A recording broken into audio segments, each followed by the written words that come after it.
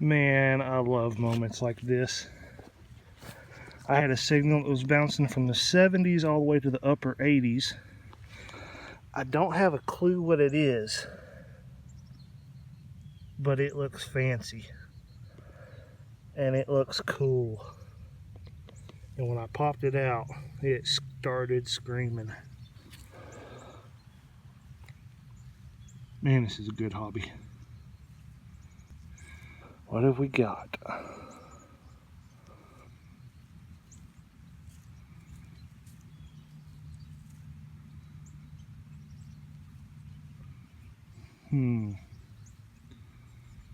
Trying to be easy with it.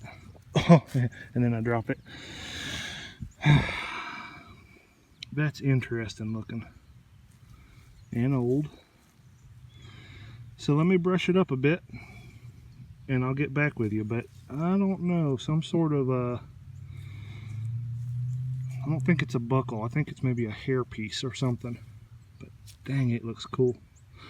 Alright, let me show you when I get it cleaned up. Well guys, I still don't know. Only thing I know about it is that I like it. But it has a piece of leather right there on the back, running through that strap. So I'm going to need some help with this. I don't see any identifying marks, and of course maybe something will pop up when I clean it up, but I don't think so. I don't know. The leather makes me think possibly something with a saddle. It's just hard to say, but I like it. Good find. This is the downside of hunting cow fields. They're pretty predictable. You're going to dig a ton of these shotgun head stamps, which they're cool. You can date them. I don't mind them too bad. Those I don't care so much for. Cow tags, because they sound good. You just cannot pass those by. They're going to ring up in the low 80s every time. But we'll keep going. Well, I just about had a heart attack. I'm digging right here at the tannery, and if you've seen tannery tokens, you know they're scalloped like that. Oh man, I thought I had a $1 token. But that is just yet another variety of cow tag, which I don't run across very often. Oh, that one hurt. One other thing. Using that little 5x8, probably not the best idea. Excuse me, out here in this field. Not a lot of targets. I probably should have my stock coil on and be getting a little better depth. But I just keep forgetting to grab it when I leave the house. Just something I thought I'd mention. Alright guys, I'm on a brand new permission, and I've talked to the homeowner, and she was very kind, but I always ask if they want me to show the houses. And sometimes people are fine with it, and other times people aren't, and I can understand that. So I'm not going to be able to show you the home, but I will tell you that it is an early 1900s home. It's got a little creek that borders it, and it's got a good sized little yard here and some big trees. So I feel very, very strongly that this has been detected. In fact, I know of one guy that has been here, so we'll see if anything's left. I can honestly say I've never done that before. First signal. Now, it's possible that that's modern because it was extremely shallow, but I don't think so. I think I just got a first hole silver. Oh, I gotta get my gloves on. There she is, 1950. Good find. Awesome. Mint mark.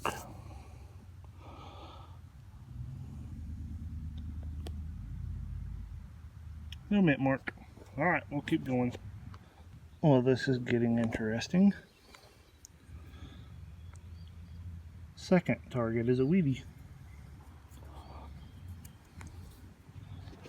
See if we can get the date.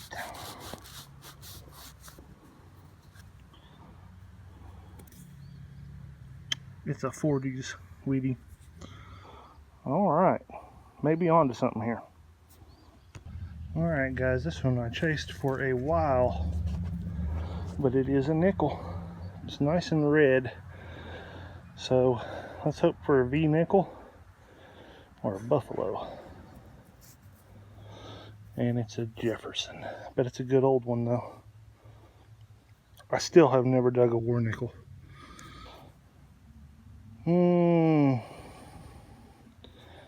Not seeing much of a date on that one. If I find it, I'll tell you what it is. Oh boy. Alright guys. I've been through the highs and lows with this one and I don't know what to make of it.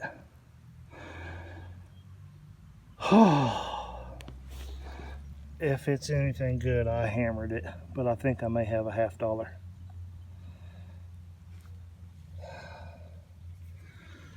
I saw that orange and I thought I had just scraped the edge of a washer until I remembered that the signal was 92.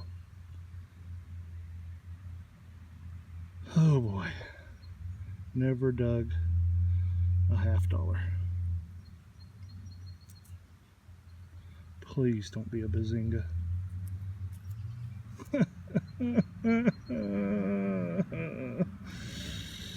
Oh. Why you gotta be like that? Oh well, it was rust. That one had me going. I thought I had a half. Ouch. This is looking pretty neat. I think it's a toy gun.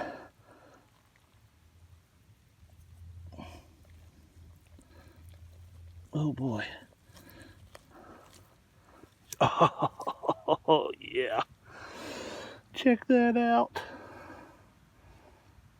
How cool is that? That thing's in great shape. The Luger. Wow, that's awesome. Can't wait to clean that up. Alright, I got what appears to be a silver plated spoon in wonderful condition. For silver plated around here anyway. Sure rang up nice and high. But yeah, that's going to be plated.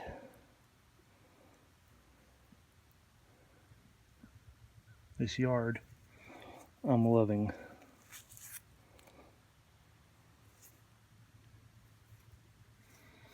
Don't think it's been dug.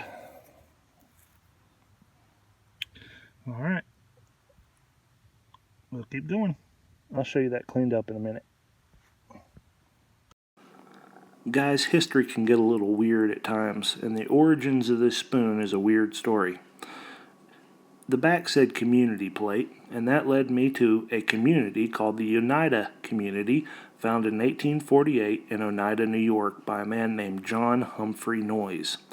It was a utopian society, and they believed that they could live perfect and sinless lives now on Earth.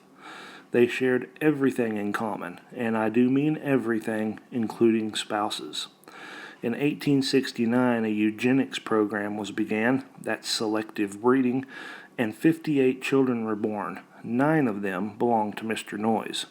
Imagine that. There were some very weird things that went on in the community, and you can go read about it if you're interested. But one of the things they did to make money was manufacture silverware. So community plate tableware was begun to be made in 1877. By 1881, the community had dissolved, but their silverware was good enough to turn into a business, and it's still being manufactured by Oneida today. I was pretty excited with that first hole, but I only had 30 minutes to hunt. I had to leave, so I came back for day 2. The first hole on day 2 was pretty good as well. If you can't tell, I've changed my mind on this place being detected.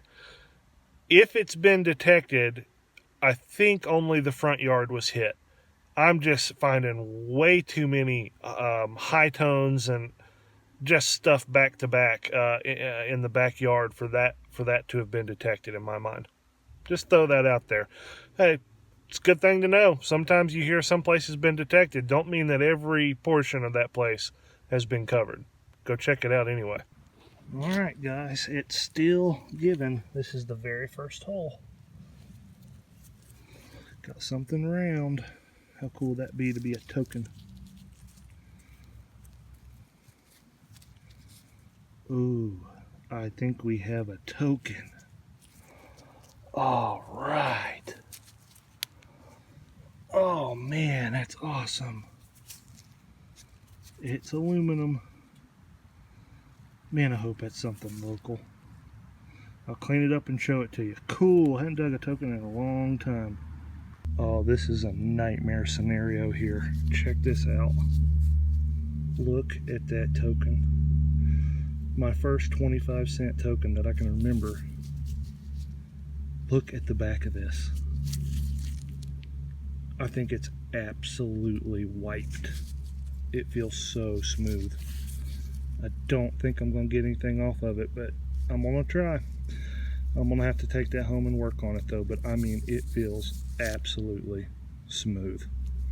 That's just devastating. Ugh. Alright, a big piece of copper, but check this out. It's got painting on it. So maybe there's enough left to see what was on it. I'll clean it up and show you a picture. Don't know what it is though. So far I haven't dug a target that you haven't seen.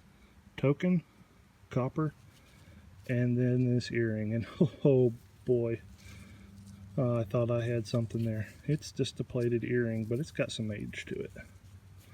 That's kind of cool looking right there. You gotta be kidding me. Guys, I have never found an old Coke bottle, and I have looked for bottles for a long time. Oh my gosh. Look at that. There it is. Just laying there waiting on me. Conyers, Georgia. I don't even know what type of old bottle that is, but I'm sure it's 40s or 50s or 60s. I'm not sure. I'll see if I can find out for you though. Awesome. Oh, this place is good. If I'm not mistaken, that is a radiator cap off of a Model T Ford. I'm not going to swear to it, but I'm pretty sure that's what it is. If it's anything different, I'll tell you. I have seen a lot of bullet casings in my time, but if that's what that is, that takes the cake. That thing went straight down. I swear I think it's what it is. Maybe I can see a primer if I do this. Some of you guys are probably laughing at me. You probably know what that is already. But I swear it looks like a bullet casing. That is a bullet casing. Holy cow. It would be awesome if that was like a World War I or World War II item. I mean, it's got to be military. Come on. Wow. All right. Anybody knows? I'd like to. All right. I just got excited. I know enough about military rounds to know that they put dates on them, and check that date out. 1942, right in the middle of World War II. I cannot wait to find out what this was. That is cool. That will go in the military display case for sure. Guys, this round took a little bit to identify, but it's a 20 millimeter Oerlikon gun round, and it's probably the coolest thing that I've found so far this year. Now this round, and the gun in particular, was used by the Germans, Italians, Japanese, and Allied troops alike. The round could be a tracer round, an incendiary round, or a high explosive round. I love World War II movies, and it is the iconic deck gun that you see blazing away at enemy planes coming in to bomb the ships. Now, it was a great gun, and it actually is responsible for 33% of all the Japanese planes shot down in the Pacific. But when the Japanese began kamikaze attacks, it just didn't have the stopping power that it needed to prevent the planes from flying in and hitting the ships. And so the military soon transitioned to a much bigger 40 millimeter gun. I just can't help but think that maybe some man serving on a ship somewhere picked this round up, brought it home to his children as a reminder of how he had served his country.